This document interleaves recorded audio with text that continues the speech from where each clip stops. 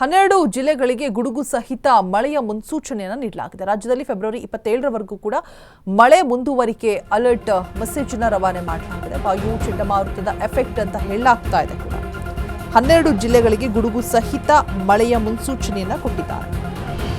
ರಾಜ್ಯದಲ್ಲಿ ಫೆಬ್ರವರಿ 12ರವರೆಗೂ ಕೂಡ ಮಳೆ ಮುಂದುವರಿಯುತ್ತೆ. ವಾಯು ಚಂಡಮಾರುತದ ಎಫೆಕ್ಟ್ ಅಂತ ಹೇಳ್ತಾ ಇದ್ದಾರೆ. ಕರ್ನಾಟಕದ ಹಲವೆಡೆ 2-3 ದಿನದಿಂದ ಮಳೆ ಆರಂಭ ಆಗಿದೆ. ಆಲ್ರೆಡಿ ಕರಾವಳಿ, ದಕ್ಷಿಣ ಒಳನಾಡು ಸೇರಿ ಉತ್ತರ ಕರ್ನಾಟಕದಲ್ಲಿ ಮಳೆ ಆಗ್ತಾ ಇದೆ.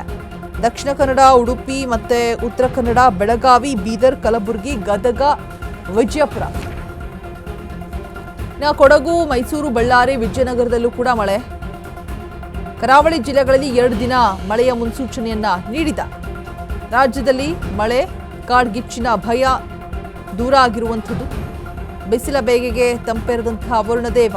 ಇನ್ನು 3 ದಿನ ಮಳೆಯ ಸಿಂಚನದ ಮುನ್ಸೂಚನೆ ಇದೆ. ಹಗುರ ಮಳೆ, ಗುಡುಗು ಸಹಿತ ಮಳೆಯಾಗುವಂತಹ ಸಾಧ್ಯತೆಗಳು ಇದೆ ಅಂತ ಕೂಡ ಮತ್ತೊಂದು ಕಡೆ ಹೇಳಲಾಗ್ತಾ ಇದೆ.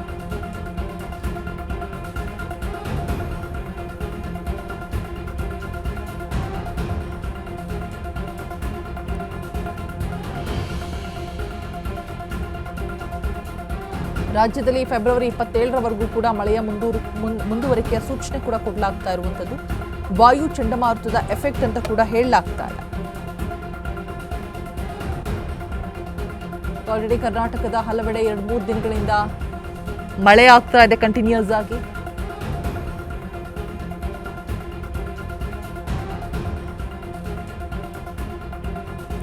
ಸೊ ರಾಜ್ಯದಲ್ಲಿ ಮಳೆ ಆಗಿದ್ರಿಂದಾಗಿ ಬಿಸಿಲಿನ ಬೇಗೆಗೆ ಕಾಡ್ಗಿಚ್ಚಿನ ಭಯ ಇರ್ತಾ ಇತ್ತು.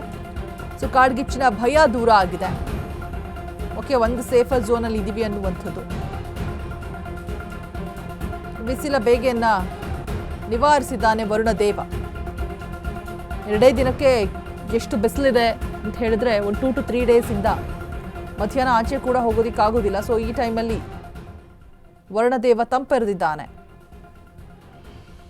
ಇನ್ನು ಬೆಂಗಳೂರಿನಲ್ಲಂತೂ ಹೇಳಕ್ಕೆ ಬರೋದಿಲ್ಲ ಅದು ಯಾವಾಗ ಮಳೆ ಬರುತ್ತೆ, ಅದು ಯಾವಾಗ ಬಿಸಿಲು ಬರುತ್ತೆ ಅಂತ ಹೇಳ್ಬಿಟ್ಟು ಸಡನ್ ಆಗಿ ಚೇಂಜಸ್ ಆಗ್ತಾ ಇರುತ್ತೆ. ಚಂಡಮಾರುತದ ಎಫೆಕ್ಟ್ ಇಂದಾಗಿ ಸದ್ಯಕ್ಕೆ ಕರಾವಳಿ, ದಕ್ಷಿಣ ಒಳನಾಡು ಸೇರಿದಂತೆ ಉತ್ತರ ಕರ್ನಾಟಕದಲ್ಲಿ ಮಳೆಯಾಗಿದೆ.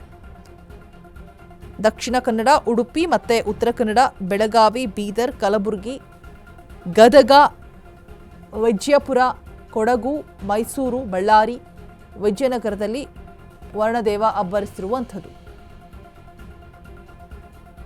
ಕರಾವಳಿ ಜಿಲ್ಲೆಗಳಲ್ಲಿ 2 ದಿನ ಮಳೆಯಾಗುವಂತಹ ಮುನ್ಸೂಚನೆಯ ಸಂದೇಶ ಕೂಡ ರವಾನೆ ಆಗಿರುವಂಥದ್ದು.